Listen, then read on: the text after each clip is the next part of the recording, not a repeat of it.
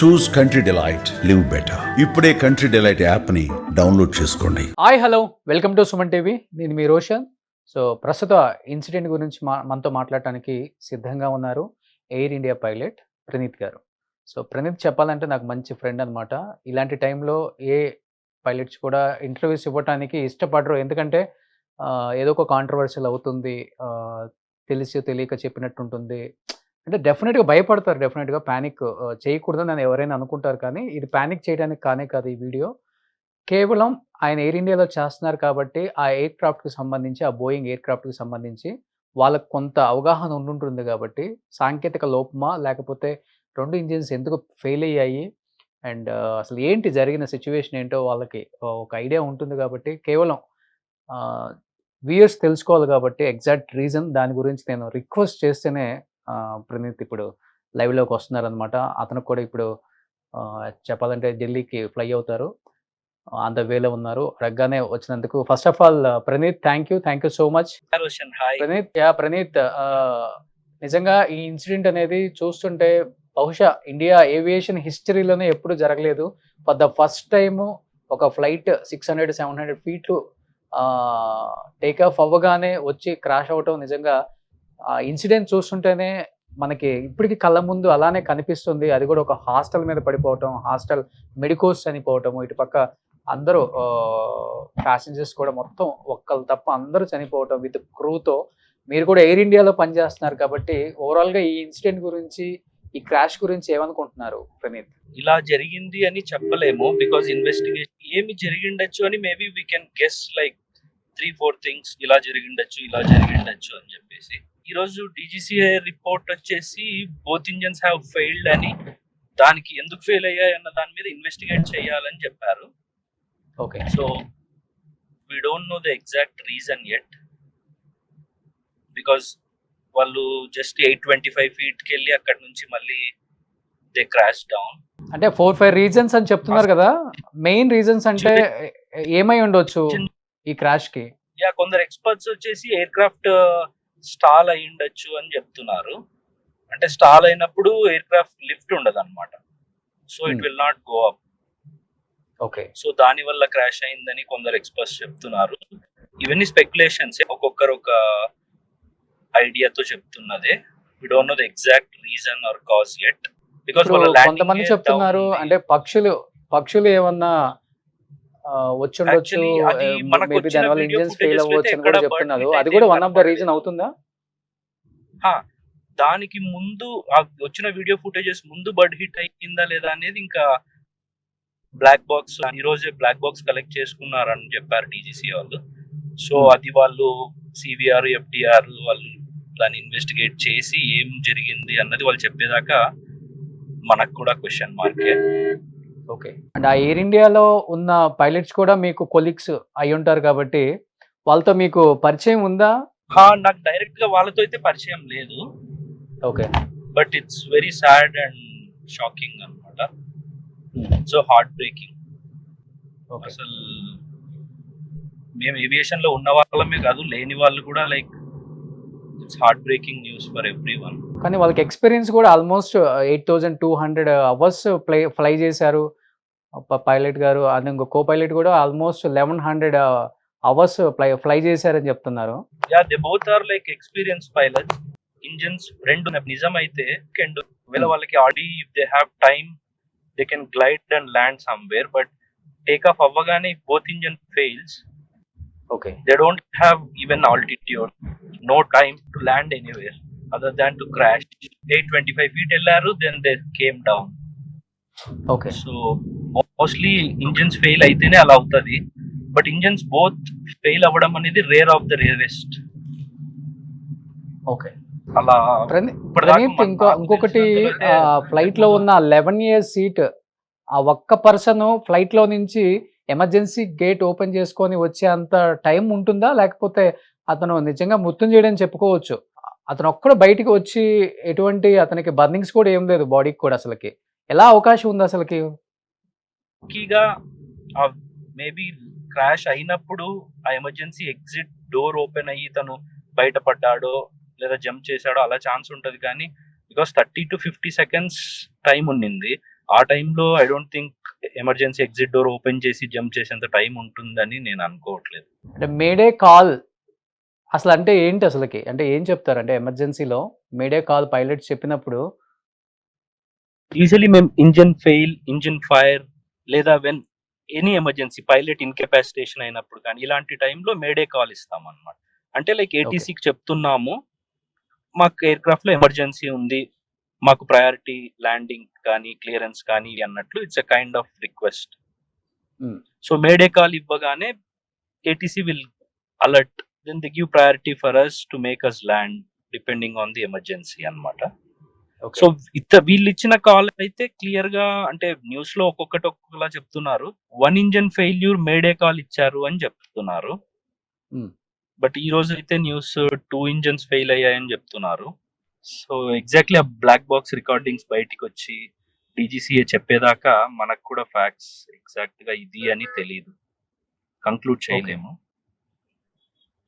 But May Day call అని pilot చెప్పినప్పుడు అక్కడ ఎమర్జెన్సీ ల్యాండింగ్ చేయడానికి అవకాశం లేదంటారా? లేకపోతే ఇప్పుడు సింగిల్ ఇంజన్ ఉంది అనుకోండి, 1 ఇంజన్ ఫెయిల్ అయింది, మేడే కాల్ ఇచ్చారు, ఇంకో ఇంజన్ ఉంది, 1 engine is enough, it's capable of flying the air craft. So వాళ్ళు బ్యాక్ వచ్చి ల్యాండ్ అయ్యే ఛాన్స్ ఉండేది. బట్ ఇక్కడ బోత్ ఇంజన్స్ ఫెయిల్ అయినప్పుడు ఇంకా they don't have, air craft don't have the power కదా, లిఫ్ట్ లేదు, so they will crash land. పైకి ఎగరనివ్వట్లేదు engine. 800 లో ఉన్నారు. ఇదే ఎయిర్ క్రాఫ్ట్ కి బిఫోర్ కూడా కొన్ని ప్రాబ్లమ్స్ ఉన్నాయి.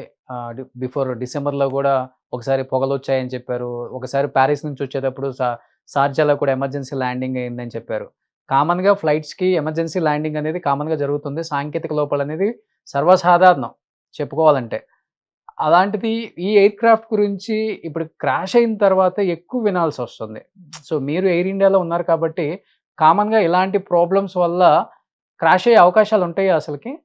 అంటే ఇప్పుడు అదే బోత్ ఇంజన్స్ బర్డ్ హిట్ కాకుండా ఇంకా ఏది లేకుండా వాటికి అవే ఫెయిల్ అయ్యాయి అంటే మేబీ మెయింటెనెన్స్ ఏదన్నా ఇష్యూ, ఈవెన్ దో మెయింటెనెన్స్ బాగా చేసినా కూడా it might be a bad day also, you never know, anything can happen. So maintenance బాగా చేసిండొచ్చు, the aircraft is flying, అది అప్పుడే ఢిల్లీ నుంచి అహ్మదాబాద్ వచ్చింది, అప్పుడేం ప్రాబ్లం లేదు. సో మెయింటెనెన్స్ చేసినా మనకు చెప్పలేం కదా, you never know what happens when. Okay. So snag అయితే టెక్నికల్ గా ఉంది అని నేను కూడా చూశాను. లాస్ట్ డిసెంబర్ లో కూడా ఏదో స్నాగ్ అయ్యి ఎయిర్ క్రాఫ్ట్ గ్రౌండ్ అయింది అన్నారు. దాని తర్వాత సీ చెక్ కూడా వెళ్ళి వచ్చింది అన్నారు. అంటే మెయింటెనెన్స్ లో ఉంటాయి అన్నమాట C check. I think they do for every 3000 flying hours. 3000 hours aircraft fly చేసిన తర్వాత సీ చెక్ చేస్తారు, maintenance thorough check of the whole aircraft. అది కూడా రీసెంట్ గా 6 months బ్యాక్ ఎప్పుడు అయ్యి వచ్చింది అబుదాబిలో అని చెప్తున్నారు. సో ప్రణీత్, ఏ ఫ్లైట్ అయినా టేక్ ఆఫ్ అయ్యేటప్పుడు మినిమం ఒక 1/2 hour స్టార్ట్ చేసి ఉంటుంది ఇంజిన్ కాబట్టి డెఫినెట్గా ఇంజనీర్స్ చెక్ చేసుకుంటారు. దాంట్లో ఎంత వైబ్రేట్ అవుతుంది, ఎంత టెంపరేచర్ ఉంది, అసలుకి ఇంజిన్ కెపాసిటీ అన్ని రకాలుగా చెక్ చేసుకున్న తర్వాతే టేక్ ఆఫ్కి సిగ్నల్ ఇస్తారు. అలాంటిది ఇక్కడ ఎక్కడ అంటే టేక్ ఆఫ్ అయినా మీరు అన్నట్లుగానే ఒక 45-50 సెకండ్స్కే క్రాష్ అయింది కాబట్టి ఈ చెక్కింగ్ అనేది తరోగా జరిగిందంటారా? లేకపోతే ఒకవేళ జరిగినా అప్పుడు ఏం ప్రాబ్లం లేకపోయినా కానీ టేక్ ఆఫ్ అయిన తర్వాత ఇలాంటి ప్రాబ్లమ్స్ వచ్చే అవకాశం ఉందంటారా? చెక్ చేయకుండా ఎవరు వెళ్ళరు, బికాజ్ మీరు అన్నట్టు మనం ఇంజన్స్ బోత్ స్టార్ట్ చేసి టాక్సీ చేస్తారు, రన్వే మీదకి వచ్చిన తర్వాత they will give full power, మేము రీచ్ అవ్వాల్సిన స్పీడ్స్ రీచ్ అవుతూ వస్తాయి. అవి అవ్వకుంటే రన్వే మీదనే టేక్ ఆఫ్ రిజెక్ట్ చేస్తారు. అది చెయ్యకుండా వాళ్ళు ఇంజన్స్ బాగున్నాయి కాబట్టి దే కంటిన్యూడ్. టేక్ ఆఫ్ అయిన తర్వాత ఇంజన్స్ ఫెయిల్ అయితే అవి both engines, no one can do anything కదా. ఓకే, ఎవరేం చేయలేము. అది ఫస్ట్ టైం కదా ఇలా 2 ఇంజన్స్ ఒకేసారి ఇది second time as per my knowledge. ఇంతకు ముందు హడ్సన్ రివర్ లో యుఎస్ లో జరిగింది కదా, అప్పుడు బర్డ్ హిట్స్ అయ్యాయి అన్నమాట. అప్పుడు బోత్ ఇంజన్స్ కి బర్డ్ హిట్ అయ్యి బోత్ ఇంజన్స్ ఫెయిల్ అయ్యాయి. ఇక్కడ బోత్ ఇంజన్స్ ఫెయిల్ అయ్యాయి అంటున్నారు కానీ బర్డ్ హిట్ అనేది ఇంకా కన్ఫర్మ్ చేయట్లేదు. సో బర్డ్ హిట్ వల్ల అయ్యాయా, టెక్నికల్ గా నిజంగానే టైం బ్యాడ్ అయ్యి 2 ఇంజన్స్ ఒకేసారి ఫెయిల్ అయ్యాయా, ఈ రేరెస్ట్ ఆఫ్ రేర్ ఇన్సిడెంట్ అలా అయ్యింటే ఇంకా మనం ఏం చేయలేము. ఓకే, కానీ ఒక ఇంజిన్ ఫెయిల్ అయ్యి ఒక ఇంజిన్ మంచిగా ఉన్నా కానీ సో టేక్ ఆఫ్ అయినా ల్యాండింగ్ వరకు ఒక ఇంజిన్ కెపాసిటీతో వెళ్ళొచ్చు. Yeah 1 engine is enough. Aircraft is designed in such a way ఒక ఇంజన్ తో it will continue to climb. Hmm. You can go and level up at 4,000, 5,000, whatever feet. Then you can come back and land. మళ్ళీ వచ్చి single engine తోనే fly చేసుకుంటూ వచ్చి land అవ్వచ్చు, ఏ problem ఉండదు అనమాట. It is designed in such a way. But okay. ఇప్పుడు single engine అయ్యిందని నిన్న అన్నారు, ఈ రోజు ఏమో బోత్ ఇంజన్స్ ఫెయిల్డ్ అంటున్నారు. So let's wait and see what DGCA says about the investigation. So కేవలం 2 ఇంజిన్స్ ఎందుకు ఫెయిల్ అయ్యాయి కూడా రావాలి నివేదిక అనేది కూడా అసలు నిజంగా Correct. Bad hit. ఇంకా యుఎస్ నుంచి కూడా NTSB అని చెప్పేసి, అది US FAA వాళ్ళది సేఫ్టీ బోర్డు, వాళ్ళు కూడా వచ్చి ఇన్వెస్టిగేట్ చేస్తారు అని చెప్తున్నారు. ఓకే. చూడాలి మరి. అండ్ ప్రణీత్, ఇంకొకటి ఫీల్డ్ ట్యాంక్ కెపాసిటీ ఎంత ఉంటుంది? ఎందుకంటే 9 అవర్స్ ఫ్లై ఉంటుంది, ఒక 3-4 అవర్స్ usually ఎక్స్ట్రా కూడా నేను- ఫ్యూయల్ పెట్టుకుంటారు అని చెప్తున్నారు. లాంగ్ హాల్ ఫ్లైట్ కదా, యూజువల్లీ మేము డెస్టినేషన్ నుంచి ఇన్ కేస్ డైవర్ట్ అయితే ఆ డైవర్ట్ ఎయిర్పోర్ట్ కి ఫ్యూయల్, ఇంకా కంటింజెన్సీ ఫ్యూయల్ అని చెప్పేసి హోల్డింగ్ ఫ్యూయల్ ఒక 30 minutes, ఇవన్నీ క్యాల్కులేట్ చేసుకుని ఆ ఫ్యూయల్ అంతా క్యారీ చేస్తాం అనమాట. ఓకే. సో వీళ్ళు నేను చూసినంతలో న్యూస్ లో అండ్ రిపోర్ట్స్ లో 1 lakh kgs పైనే they have the fuel in they aircraft. 1.12 అని చెప్తున్నారు. 1 lakh ప్లస్ అని విన్నాను. ఓకే. సో ఫ్యూయల్ కూడా ఎక్కువ ఉండటం, క్రాష్ అవటం వల్ల ఎక్కువ బ్లాస్టింగ్ జరిగింది అసలు అది. కరెక్ట్. ఇప్పుడు లాంగ్ హాల్ ఫ్లైట్ కదా, డొమెస్టిక్ ఫ్లైట్ అంటే they carry maybe less fuel compare to long hall flights. మనకి ఇక్కడ నుంచి Ahmedabad to London long flight, they be carrying more fuel. Take off అవ్వగానే అయింది కాబట్టి ఉన్న ఫ్యూయల్ మొత్తం ఈజీగా ఇగ్నైట్ అయిపోయి ఎవ్రీవన్ గాట్ బర్న్డ్. నిజంగా చెప్పాలంటే చాలా మందికి పానిక్ సిచ్యువేషన్ అని చెప్పుకోవచ్చు. ఇప్పుడు ఫ్లై చేయాలా మనం, అవసరమా అనుకుంటారు చాలా మంది ప్రయాణికులు కూడా. అండ్ మీరు కూడా ఎయిర్ ఇండియాలో చేస్తున్నారు, ప్రతి ఫ్యామిలీలో ఇది ఉంటుంది, జాగ్రత్త అని చెప్పి వెళ్తారు పైలట్స్కి. ఎస్పెషల్లీ ఎప్పుడు ఏమవుతుందో చెప్పలేము లైఫ్లో. But for the first time ఇలా జరగటం, ఈ ఇన్సిడెంట్ చూస్తుంటేనే నిజంగా నిన్నటి నుంచి ఎవరికి కూడా ప్రపంచం అంతా ఇటువైపే చూస్తుంది. ఏంటి ఇలా ఇంత భారీ ఇన్సిడెంట్ ఒక్కసారిగా. నేను ఇంతకు ముందు కూడా చెప్పాను, like it's like flying is the safest mode of transportation compared to road or by sea. But accidents అనేవి జరుగుతూనే ఉన్నాయి కంపల్సరీ ట్రాన్స్పోర్ట్. బట్ కొన్నిసార్లు టైం మంచిగా లేకో, bad fate, you never know కదా. సమ్ టైమ్స్ హ్యూమన్ ఎర్రర్ ఉంటుంది, sometimes technical error ఉంటుంది. But reason ఏదైనప్పటికీ వి కాంట్ ప్రెడిక్ట్ కదా, ఎప్పుడు ఏదైనా జరగచ్చు. సో నేను కాంట్రవర్షియల్ క్వశ్చన్ ఏం అడగట్లేదు ప్రణీత్, ఒకటైతే చెప్పండి, హ్యూమన్ ఎర్రర్ అంటే ఏముంటుంది అసలుకి? టెక్నికల్ ఎర్రర్ అంటే ఓకే, చాలా మంది చాలా ఎక్స్పర్ట్స్ చెప్తున్నారు. హ్యూమన్ ఎర్రర్ అంటే అసలు ఏం రావచ్చు? హ్యూమన్ ఎర్రర్ అంటే like I'm not saying to this. So I think Praneeth కూడా ఇప్పుడు ఢిల్లీ ఫ్లయింగ్ ఉందన్నమాట, ఎయిర్పోర్ట్కి రీచ్ అయ్యి ఉంటారు మేబీ. సో నిజంగా ఇది వాళ్ళకే కాదు, ఎవరైనా కానీ జీర్ణించుకోలేని, డైజెస్ట్ అవ్వలేని ఒక ఇన్సిడెంట్. దీని లైఫ్లో మర్చిపోలేము. ఇంతమంది ప్రాణాలు కోల్పోవటం అండ్ అది కాక మెడికోస్ కొంతమంది చనిపోవటం నిజంగా చాలా బాధాకరం. అది అసలు తట్టుకోలేకపోతున్నారు. ఎందుకంటే ఎయిర్పోర్ట్కి నియర్ బై ఎప్పుడు కూడా బిల్డింగ్స్ కానీ, కాలేజెస్ కానీ, అంటే స్థావరాలు ఎవరు ఉండకూడదు అక్కడ, సివిలియన్సే ఉండకూడదు అసలుకి.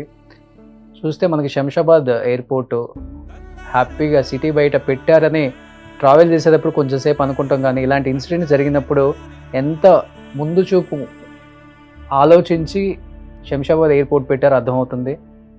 బట్ అది కేవలం అది సిటీలో ఉండటం వల్ల ఇలాంటి ఒక ఇన్సిడెంట్ జరిగినప్పుడు, డెఫినెట్గా క్రాష్ అయినప్పుడు అక్కడ ఉన్న హౌసుల మీదో లేకపోతే బిల్డింగ్స్ మీద, కాలేజెస్ మీదో ఇలా క్రాష్ అయిపోయి ఫ్లైట్లో ఉన్న వాళ్ళు మాత్రమే చనిపోకుండా అక్కడ ఉన్న సివిలియన్స్ కూడా చనిపోయే అవకాశం ఉందని కనపడుతుంది మనకి క్లియర్గా. సో ఇలాంటి ఇన్సిడెంట్స్ ఎప్పుడూ జరగకూడదని వాళ్ళ ఆత్మకి ప్రగాఢ సానుభూతి కలిగించాలని దేవుణ్ణి మనస్ఫూర్తిగా కోరుకుందాం. So thank you so much Praneeth. Suman టీవీలో మీ పర్సనల్ అండ్ బిజినెస్ ప్రమోషన్స్ కోసం కింది నెంబర్కి కాంటాక్ట్ చేయండి.